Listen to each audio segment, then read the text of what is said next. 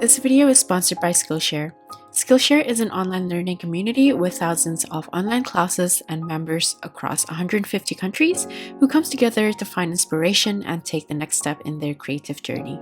The first time I became a member on Skillshare, I was thrilled to be able to have access to many classes ranging in different subjects without any bad breaks in between, and of course, one of them being illustration. I was so excited to find this class by Gabriel Piccolo, whose work I've admired for several years now on character illustration, drawing faces, figures, and clothing.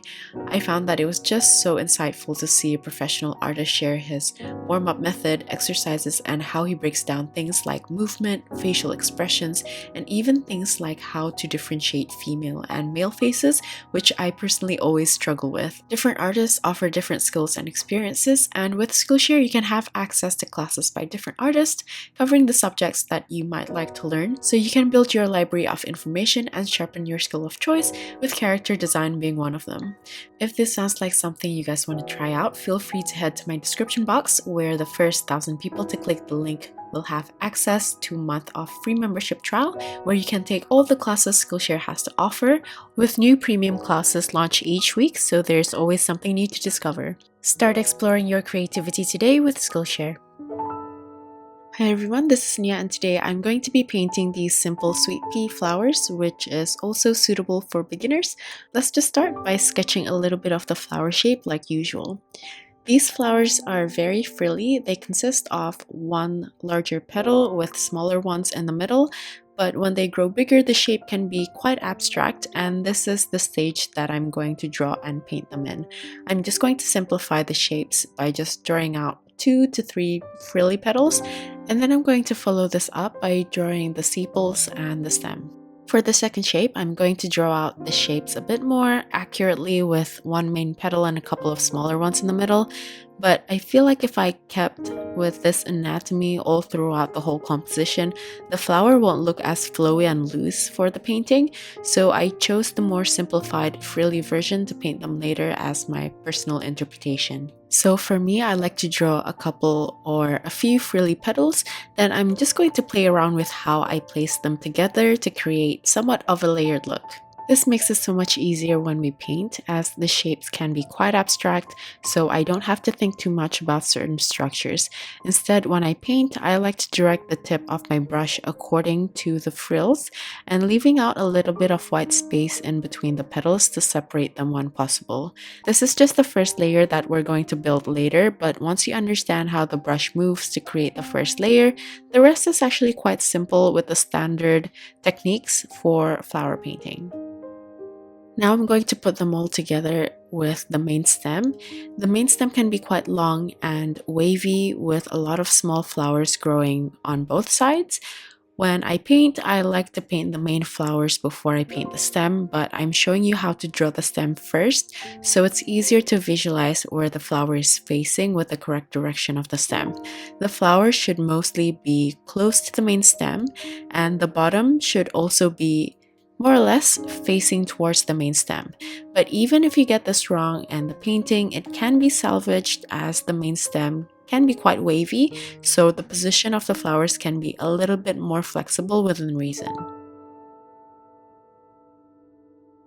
As extra elements, I like to place spiral vines as part of the stem as well, and if there's a bit of space in the composition that needs to be filled, I also like to add just standard leaves.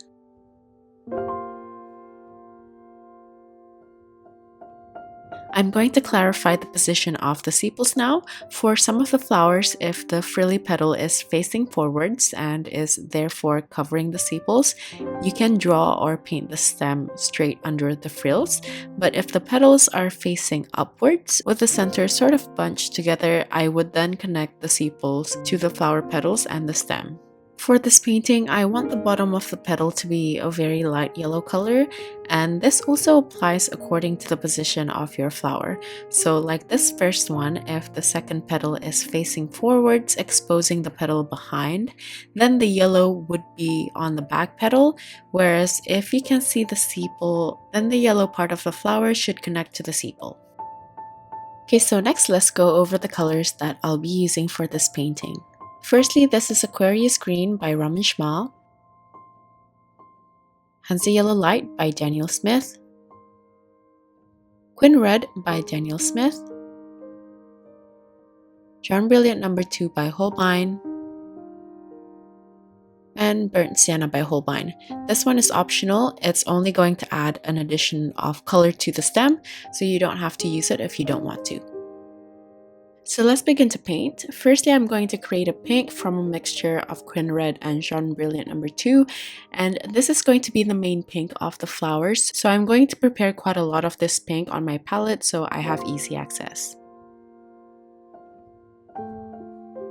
I want to use a very light pink, and I've mixed a very thick consistency pink on my palette, so I'm just going to water it down before I use it. Once I have the color prepared, I'm going to start making the first flower. I have tried out different compositions on a piece of paper first, so it's easier for me to just paint it. So I would recommend for you to do little thumbnail sketches just to try out different compositions and find out the one that you like before you paint it, so you have a better visualization. After I've painted the pink frills as how I demonstrated before, I added a very light consistency of Hansa Yellow Light just at the bottom of the petal behind, since I want the petal at the front to be facing outwards. I'm going to paint another one close to the first flower, but this time I'm going to make a larger, more frilly flower, and once I'm done with the pink and it's still wet, I'm going to add a very thin consistency Hansa Yellow Light at the bottom where I left a little bit of space between the two petals. I would recommend for you to leave a little bit of white for the Hansa Yellow. If not, it's just going to blend into the pink instead of showing as the Hansa Yellow Light itself, because watercolor is fairly translucent, especially if you're only using a very thin consistency. Here I added more Quin Red into the mix, and I'm using a medium consistency and just dotting it to separate the two petals, and because the paint is still fairly wet, it's going to create a nice bloom, but because the first flower is quite dry already, I had to soften the dark pink manually with a clean damp brush in order to blend it with the rest of the flower. For the third flower, I made the bottom of the flower a little bit more pointy as I want them to bunch together. So for this one, I added the yellow underneath the petal at the front instead of the petal at the back. Then I used a thicker consistency pink to create the separation between those two petals, and I also added a mix of Hansa Yellow Light with a little bit of Aquarius green to add the sepal underneath the flower petals, so it goes from the pink, yellow, and then the light green.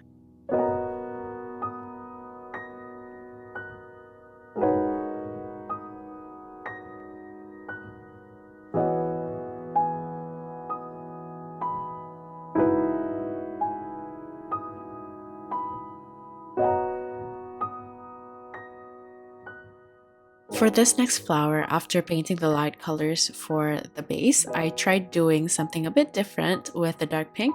Instead of separating the petals by adding the dark pink in between, I tried adding it around the edges instead, and then softening the blend. You may see that after these flowers are completely dry, they might look a bit weird or too abstract, but we're still going to layer on a bit more detail later, and the added layers will help the form of these flowers. I'm going to do the same for this flower as well, but I'd like to mention that when you're working on wet, especially on small spaces like this, it's best to use a lighter load so the paint doesn't spread too fast. As for the flowers, though we can see where I'm going with this with the angled composition, I tried to space the flowers in between first so the paint won't run into each other and each flower has time to dry.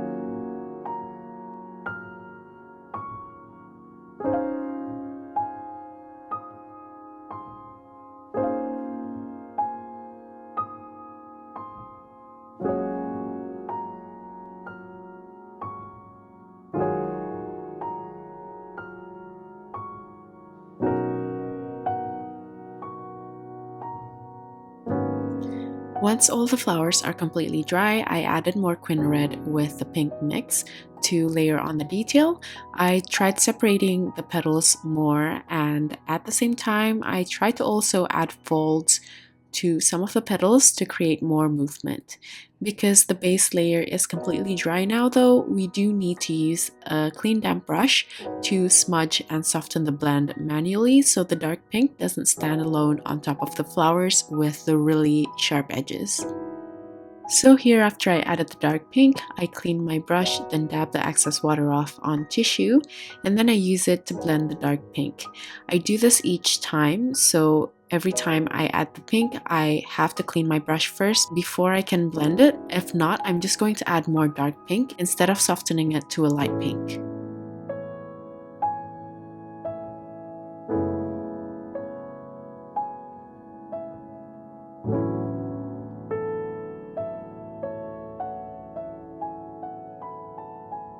Here I'm done with the flowers, at least the main ones anyway, and I'm going to move on to paint the stem and the extra sepals.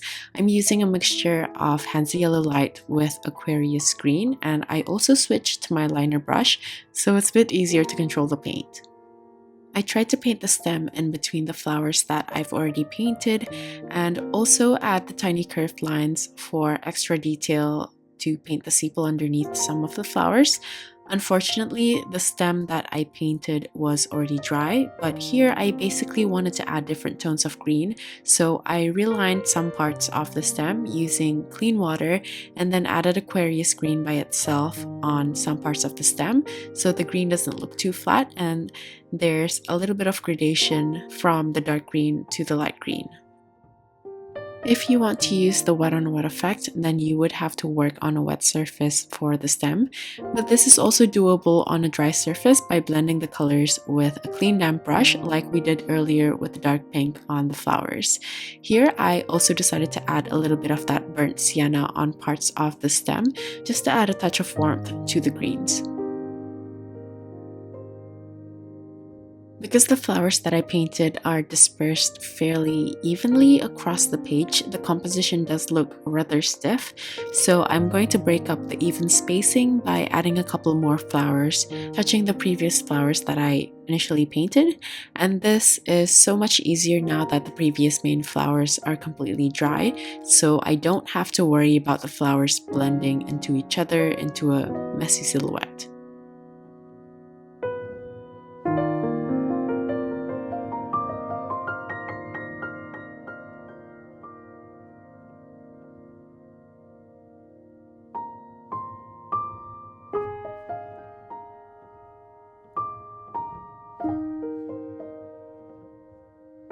I love this part of the painting. I'm going to add those swirly vines, and while the paint is still a little bit wet, I added the dark Aquarius green by itself, but I like the main vine to be the light green color from a mixture of Aquarius green with Hansa Yellow Light. There's a little bit of space here on the left, but there's not enough to create a full flower, so I decided to make a tiny one, a tiny budding flower, just to balance out the composition. Using the same light green mixture, I'm also going to add a couple of leaves. If your composition is full already, you don't have to do this, but I felt like there were just too much pink and I wanted to break up the pink a little bit by using the green, so I added 2 small leaves. I started with the light consistency of the light green mix, and then I added just Aquarius green in a light consistency to add a little bit of detail while the paint is still wet. And for the other one, I'm just going to keep it fairly light with just the midrib because I don't want the green to stand out too much. With the pink mixture that was left on my palette, I just watered it down and add a heavy load to my brush to add splatters. I try to aim the splatters so they fall near the top of the flowers. This way I feel like it has a better interaction with the flowers. Some of the splatters may fall on top of the main subject, and personally for me I feel like it distracts it a bit, especially if it falls on certain areas, but this depends on your taste. For me, I personally just clean the splatters by using a clean damp brush and blend it with either the flowers, the stem, or the leaf, but you can also leave it there if you like the look. After that, I'm just going to balance out the composition by working with the darker values for the stem, but you could also go back to the flowers if you feel like you want to build the contrast or the form a little bit further.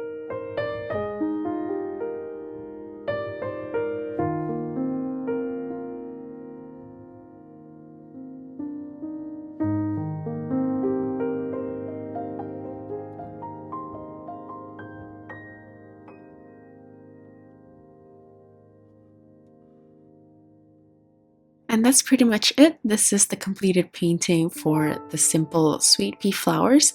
Like usual, all the list of tools that I use in this video as well as my social media links will be in my description box. If you're still here, thank you so much for watching till the end, and I'll see you at the next one. Bye!